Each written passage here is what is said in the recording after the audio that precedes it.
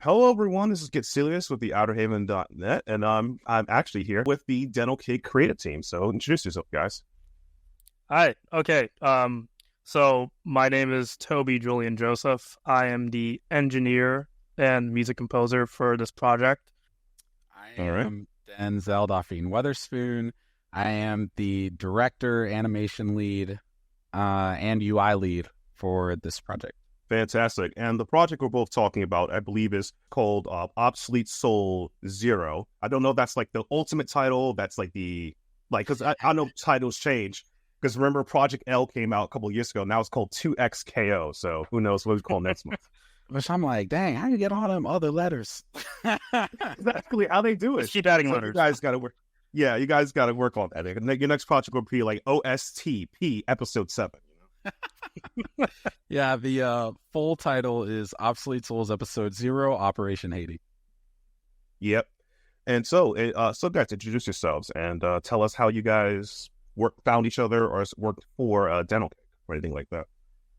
Yeah, I guess I can go first. So I founded Dennel Cake in 2017 as a way for me and other friends to kind of keep working on games post-college and during college. A lot of the people in my inner circle, we kind of liked working on side projects along with our school stuff. So we wanted to make sure we had something grounded that we could use to protect ourselves for our work as we continue moving forward with game development. Meeting Tobey was interesting. So he was a Dennel Cake intern on a project that's on hiatus now called Wonder Spectrum. And he was just absolutely phenomenal always. And I wanted to pull him onto this new project because he was just always killing it. And he was initially coming on to continue doing music because he made music for Wonder Spectrum as well. But he has many hats that he can wear, and he was willing to flex into an engineering role. So he took a shot at it. It was fantastic, and he just really kept cracking down on the combat, and now he's our lead combat designer, and I'm so thankful that he's been able to stick with Dennel Cake and just keep pushing on this project. It's pretty cool. Yeah. I guess I want to know, you mentioned, oh, sorry, go ahead. Oh no, he took all the words out of my mouth right there. Oh, okay.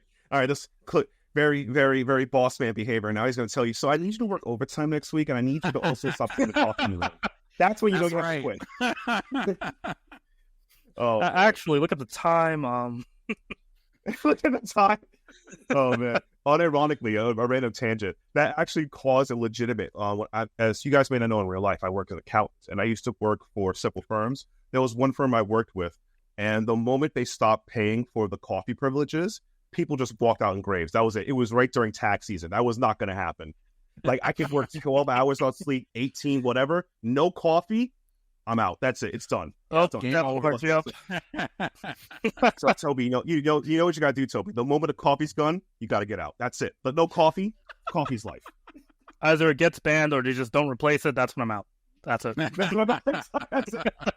It's like, Slab, I wish you guys the best. Oh, God.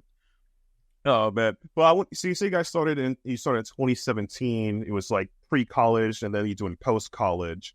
Have you guys any completed projects since then? Since your time since Dennel Cake and started out? Yeah, so not with Tobey yet. Wonder Spectrum was the first that he hopped on, but for Dennel Cake in totality, we have a browser game called Uncertain, and you navigate around this museum with this top-down view, and you're trying to collect all these little orb elements to kind of put your entity back together within the time limit. And then Obsolete Souls, the RPG, came out in 2018, and then we pushed that to Steam in 2020. So Obsolete Souls Episode 0 is our third game that we're planning to release, and afterwards we're looking to possibly hop back into Wonder Spectrum to pull that off hiatus. That sounds cool. And I'll give you some backstory. So I met these guys at PAX East 2024. I ran it by, I saw their stuff. They had the right flag, the flag I understood clearly. Other flags, I'm just kidding. But they had the Haitian flag. I was like, oh, finally my people. I could ask them, where's the food around here, man? Because there's nothing to eat out here in Boston. I'm starving. Like people telling me to eat. It's like, have this great turkey sandwich. I'm not here for the turkey, man. Where's the rice? Where's the cheese, man? Where's the grill? Where's the sauce spot? Anything. I'm not dying of man. Right. It was horrible experience. Come on. Something, right? Come on. But luckily, I met you guys. You seem pretty cool. And I played, this was my first time at PAX East. And I want to ask you guys, was this your first time at PAX East? First time exhibiting at PAX East, but I have been to PAX East in the past. Actually, wait, I'm sorry. That's false. The first time I exhibited was with Fitchburg State for a dancing game back in 2018, I want to say. 2019. That was the first time I exhibited. But this year was the first time. It was through my own efforts and with the Dennel Cake team. Oh, cool. So this has been your first time I guess your first time like at PAX. How was the experience like for you? Very, very, very stressful. And that too. But fun. Yeah. But fun. It's a lot of back and forth. So to, I guess, dive into it a little bit, the stressful side of things was more centered around actually getting there and setting things up and managing the booth, which I'm sure is obvious to other exhibitors. And I knew it'd be somewhat stressful. We've run booths at events before, but this was really, really intense. And we had issues with hardware last minute and we were running all over the place. I live in North Carolina, so I drove up there with everything in my car. I just loaded it up. I'm like, okay, I have these materials and I'll pick up the rest when I get there. And then I was forgetting things and I'm like, oh, this isn't there. We got to go buy a new one right now, or we got to see if we could borrow hardware from somebody else. And it was really chaotic, but I love that everything happened to come together at like the perfect time. And that setup was a lot easier, or not setup, breakdown was a lot easier than the initial setup. The amount of positive feedback we got wasn't like enormous. Like it was just really like grateful or like amazing to see people play our game and like be really happy with how the combat was, how the music was, how the presentation was, and how like respectful it was to the Haitian culture and everything. So it was all worth it. 100%. Yeah, 100%. That's what's up. My editor-in-chief, Keith Mitchell, he's done a video, it's on the channel, talk about like the PAX issues, and I agree with some of the points. I just wish there was more time for like the press and the people who meet PAX, as well as like how the setup was a bit unorganized. Like there was some panels that just like your panel was clearly, I could see you guys. You had the flag, you had your characters, you had the logo there. There was some people that had like basic, I didn't even know who they were, what was going on, because it's like some people were towards here or towards there. Like I felt like every game, the closer you were to the Behemoth Studio box area, that is right at there, you could identify everybody else. The further you go down, it was harder to identify who they were because it was like cleared in the way, nor some of the booths had numbers on it, which is kind of a thing because as someone who goes to anime conventions or comic book conventions, etc., some number or letter panels really help. So like, yeah, you guys are J10. This guy is 8-4. This guy is 10Z. I know exactly what I have to be. So helps to identify. But that was pretty much my complaints of I wish it was a little more organized. But I'm glad you guys managed to make it work out and be found and everything. Yeah, thank you. That's kind of a point I didn't think about. That's a pretty good point. I feel like having the letters with the numbers because like naturally you just process like, okay, letter is the row, number is the space in the row, versus just like go find 16110. It's like okay. Right, exactly. No, exactly. It's like even grocery markets. I mean, the way they do aisles in a common sense way, it's just like you look up and you see groceries, you'll say like food, chips, whatever, etc., and you see it and that's it. Like you should be able to like identify your rows easily anyway. And I felt that was kind of an issue I had with PAX East. It's like I was able, like most of the time I was telling my editor-in-chief or other people like, hey, I'm at this booth. What do you mean? Okay, you know where the Behemoth guy is? I'm right behind it. Oh, hey, I'm at where the Daedalic Entertainment where the Germans are at. Like which one? The Germans with the ones that do a Fallen Aces, that guy. Like, but and I just couldn't say, meet me at 6A. That'd be easier. Right. Yeah, that's what I mean. So that was just my thing. I just hope they get organized better. So that's a little PAX thing, but everything else. So I'm glad you guys managed to get there. Traveling from North Carolina over here as well. Yeah, that was. I mean, it's a long drive. I've kind of made the drive. I want to say maybe that was like my 6th or 7th time making that trip up. I feel like I go to Mass pretty often. Oh wow! All right, so next time you come to New York, I got you some food, all right? Okay, cool.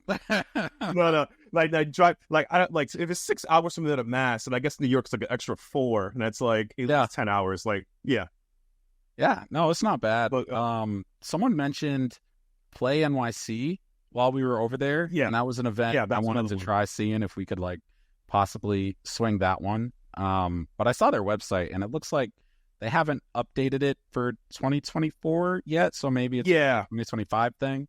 It depends. I would say that this is an honest, as a New Yorker, the hotel prices can be a bit spicy the closer you are.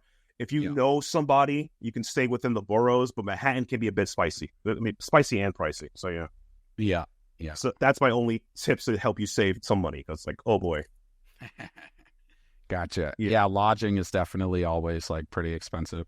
So any short are super appreciated. And I guess I want to talk more about Absolute Souls Zero. I'm just going to abbreviate for now because saying the whole thing to the Tribe Called Quest will get me parched. What my buddy used to say in college for sure is just OBSO. So if you want to OBSO Zero, it's right there. Yeah, all right, OBSO. Okay, so OBSO Zero is a 2D action beat 'em up game, and your first game, as you mentioned, Obsolete OG is an RPG. What led to the change of genres? It's a pretty huge shift, at least for most people, Yeah, it is a really big shift, and I will be flat out honest. RPG is a lot of work, and I loved making it. I don't regret any parts of it. But I was super inspired by Final Fantasy, and I love Final Fantasy VIII. That's always been my favorite one. I'm like, how could I kind of like make my own version? And older Final Fantasy games kind of inspired me too. But holy crap, that was a huge process. But the collaboration aspects of it were super, super fun. And after I was done, I was like, I don't know if I want to tie myself down to being an RPG developer, especially because of how intense the efforts were to get that out the door.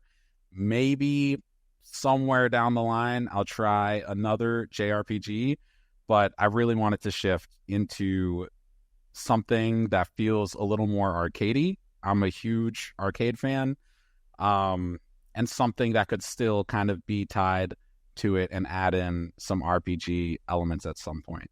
I don't think I can fully speak on what some of those elements may or may not be, but the beat 'em up wave has definitely been like a huge love of mine. So finally, just shifting over and putting my efforts into there has been really, really fun. That's good to hear. The thing about like RPGs, and you mentioned FF8 Classic. Have you ever played Final Fantasy 14 online? No, I have not. Okay. So in Final Fantasy 14, there's a class called Gunbreaker, which is essentially Leon from 8. And that the moment that class was dropped, the servers like went to panic mode because you get to use a gunblade. You have no idea how much people like gunblades. It's just that's all I have to say. That was it. It's like I'm dropping my main Gunbreaker. It's like, oh no, too many people playing Gunbreaker. We've got to balance this. I love it, man. And I have a lot of friends who play FF14, and I think my whole thing with not playing it has been like a super conscious decision of like just not having the time to actually. It's a time sinker. MMO. Yeah, Obsolete Souls was definitely a grip. I worked on that game for 5 years, and it's about 20 hours long on average. Yeah, pretty crazy. I guess another question is talk more about beat 'em up. So, what are you guys' favorite beat 'em up games? Ooh, oh man, we both really love Streets of Rage a lot. Streets of Rage was one of our influences for making this game. Another beat 'em up I've been playing with my buddy lately was a game on Steam called Fight and Rage. Came out a few years ago and arguably one of the best beat 'em ups I've played of recent. And then another beat 'em up that came out recently was Turtles Shredder's Revenge. Shredder's Revenge. Tongue twister of a title, but I love that game as well. Yeah, it's another just amazing beat 'em up. Yeah, I like Fighting Rage. I played it a way long time ago, but holy snap, that guy put so much work in a game. Like unlockables, multiple endings. It's crazy. Like different pathways. Yeah. Different pathways. It's insane. But yeah, Streets of Rage is just banger. Like I feel like a lot of people, like unironically, is like it's Streets of Rage 2. I agree, it's goated, but please give 3 a try. 3 is also pretty cool too. Please play 3. I know 2 is goated, but give 3 a shot. I like It has 3. special moves in 3. You have special moves. Yeah, I good. did like 3. I just played 2 so much more. Yeah, But I here's did the like funny 3. story, right? The funny thing is, like, I guess Yuzo Koshiro, he's on Twitter, he's a cool dude. Streets of Rage 3, people played it less, or at least had less memories of it because, like, the music was so bopping into. I mean, that man, he was, like he's so good and put his name in front of the title. So that's all I gotta say. Respect to Yuzo, right? But in Streets of Rage 3, right, he changed the OST. It's like, it's more liminal, it's like more electro house. It isn't like the boom, that's not there. That's not there. We got other stuff. Streets of Rage 3 was pretty cool, though. I like the fact that we had a run command and we had a special meter. I really enjoyed that. And the Streets of Rage 4 came out, and it's like 2. I call it 2.5, but it has so much content, which I think is a good idea for, like, if you have a 2D beat 'em up, you need a lot of ways to make content, from like unlockables or like extra characters, things like that. That's how you get the people in the door. But speaking more about beat 'em ups, because I can go on and on about it. What are you guys' favorite characters in the Streets of Rage series? So as a kid, I always gravitated towards Adam first. I think he was the first black video game character I've ever known, and then gravitated towards Skate for the same reason. I was like, oh, he's cool, and I liked rollerblading, so I was like, Skate's already. It was just Skate for me when I was a kid. I loved Skate so much. Yeah, I was like, what? That is such a cool name. I want to be called like Blade someday. Like, like that is so. By the way, that is so nice. It's like you had the fastest character. You had dudes named like Blade or like Blaze, Knife, like Potato Chip. Yeah, man. Well, it wasn't like Golden Axe. One of the characters is like name Axe or something. Axe Battler. Yeah. You don't even wield an axe either. Yeah, I know. I'm like, what happened here? Maybe it was a translation issue or something. No, I think that's keeping it. We don't have to worry about that, man. Just keep it. It's stuck now. Now. Oh man, I'm gonna talk more about like my experience playing Ob-Zero. Ob-Zero was really fun. Like from what I was able to play, I enjoyed like how the combat felt and how the movement felt in the game was really cool. My only like things I would talk about the game is that like I felt like I wish there were more enemy types so you could fight, so you have like different ways of doing combos. In Streets of Rage, there's like the big body enemy where it's hard to juggle them, but you could, they take up the screen, gotta dodge for them, or you have the like Gelselous the knife. I know it's a stupid enemy, but Gelselous the knife is my favorite. I'm like, ah, little punk. But things like that. And I would say that, like, from a gameplay thing is, these are my only actual, I wish, maybe I didn't know it, or there was, maybe if characters had a back attack, or like it involves super that hits both sides, like in Streets of Rage, or like Final Fight, I call it the Cody spin kick. It goes, oh, hits both sides. That's really it. Yeah. Everything else is just solid. That's pretty much it. Oh, and add a grappler. Always add a grappler. Always add a grappler for the homies. Add a grappler for the homies, yeah. Okay. I can't fully dive into. Okay. But I think you'll be pretty happy with the end product. All right, fantastic. All right, so they got my number. They're clearly going to make this is a joke for the website. One knows that they're going to clearly update the Tactics Ogre, the greatest RPG of our generation. It's a joke, but I do love Tactics Ogre. You have no, like, all seriousness, this is the thing. Tactics Ogres RPG is a really great series, personal favorite of mine, and I have a deep love of, like, fantasy, military-esque storylines, like Unicorn Overload, Final Fantasy Tactics, and Tactics Ogre. So I think it's really cool, like, fantasy, military stuff is kind of cool concept put together. Yeah. But yeah, that's my small recommendation. So that's great. You can't talk about the final product, I think, but during your time at PAX, you guys were doing a lot of the combo, like, whoever get the highest combo of the day. I did not clearly win it, but what did the people win if they hit that? What did they? Oh man, so we had a trophy in the corner that was kind of, I guess, too many people really didn't see it at first glance when they came by the booth, which I don't know is a good or a bad thing. But yeah, no, we had a different trophy for each day, and we loaded it up with candy and took a little picture and had them give a speech. So, fun fact, there was a group of Counter-Strike diehards who came through, and we had this Obso Zero superfan come through every day to play the game. We've been calling him Josiah the Legend. Josiah, if you end up seeing this, we love you, bro. He was getting so good, so deep into it. He would set the top combo at the beginning of the day. It would be there all day long. And these Counter-Strike homies would pull up and they would beat this guy each time. And then they went back to their hotel room and they took a picture together with the trophies. And I was like, yo, that's hard. Oh, man. Play around. You don't play around. Oh, man, I'm surprised that, like, if you guys are in the fighting game community, if you guys know, like, somebody grabbed the mic, I've been had tournament wins, and they said that, like, all right, I know you want claps up to that. You've been had tournament wins. Just got the mic right there, but, oh, God. Just the CS pros are taking over, man. Oh, yeah. I'm trying to remember. I think the first day they had a combo of 130 hits. The second day was 194. And then the third day was 164. Wow. I was only hitting, I think the one day I tried it because I was playing in the morning with no breakfast to me. I had like 60, and I was like, "Wow, wait, they triple my? I'm out. All right. That's fine. I'm out of here. That's fine. I'm out."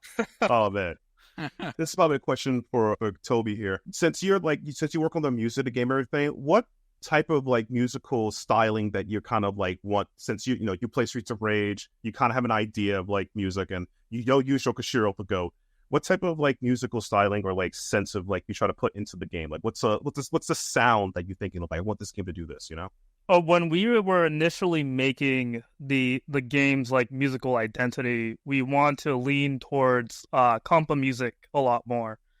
But then like I made a breakcore jungle inspired song sometime last year. Kind of just like, oh, I'm not doing anything, I'll make one. And then I got a call from Denzel. Was like, yo, this sounds amazing, especially when playing this with the game. And I at first I was like, I don't know. Then I played it and I was like, oh, you're right.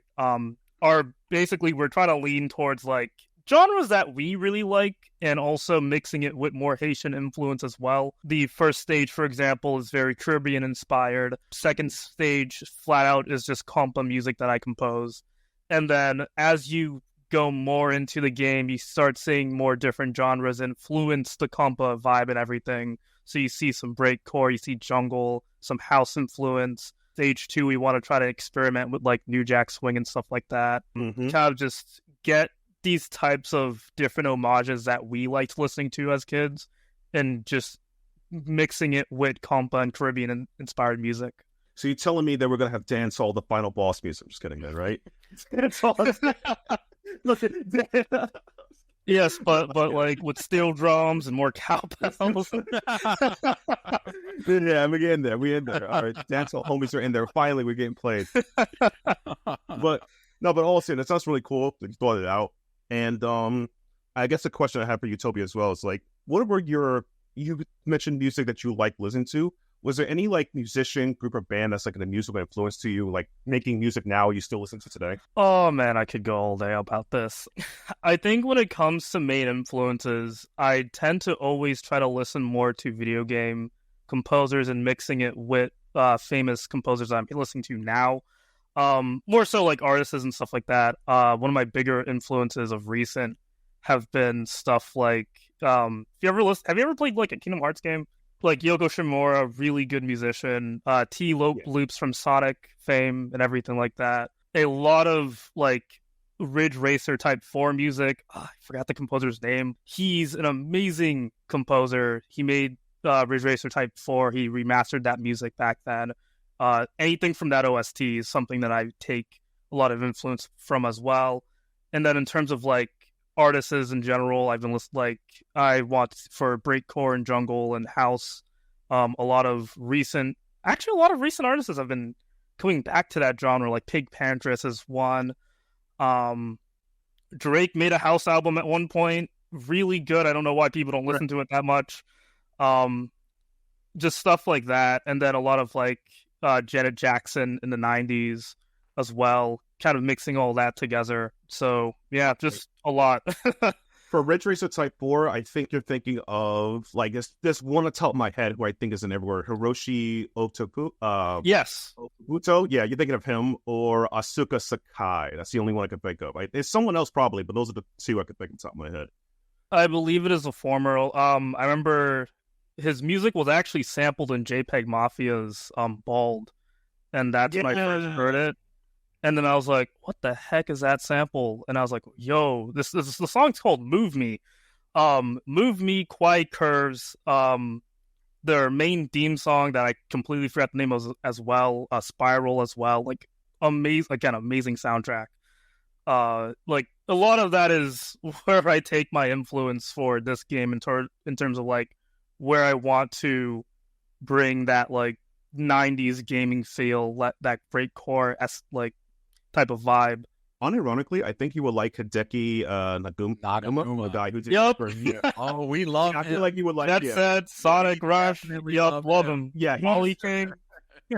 Yeah, that dude's like, he's on Twitter, he's popping off, he's great. His style of music, breakcore, sort of, to dub it nicely, is like, if you were your young brother and you mainstream, but if you had an ear to alternative, like Jet Set Radio, the breakcore internet scene, like drum and bass from across the pond, England, that type of music was like so good. I have more memories of like that in my life than I do of like some mainstream stuff, because it's like, it was so different. It was like, yep, I was vibing to.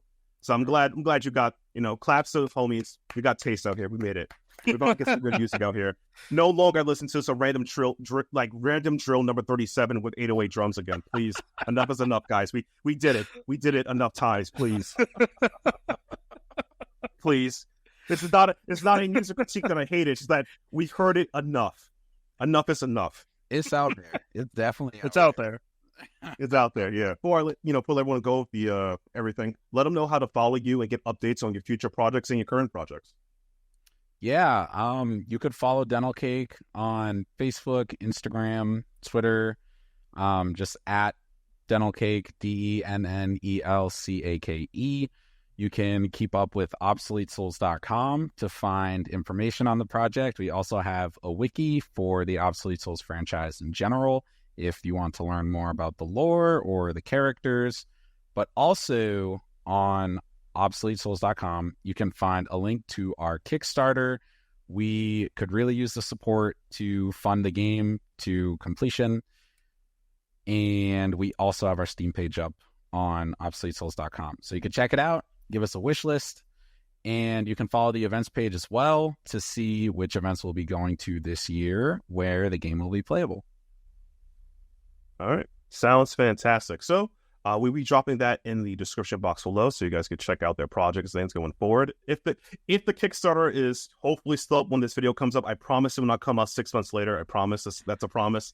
Maybe 10 months later, but not 6. But when it comes out, you can check them out. You can support the Kickstarter, drop some money their way. It really would help these guys out. They're excellent developers. They have good taste in music and other things, and I look forward to nothing more successful with them in the future. Awesome. Thank you so much. Yep. Thank you. No problem. Yep. And I'll see you guys in the next one. Be sure to subscribe to the Outerhaven YouTube channel and just check out other cool stuff we got going on the channel as well. And I'll see you guys in the next one. Peter.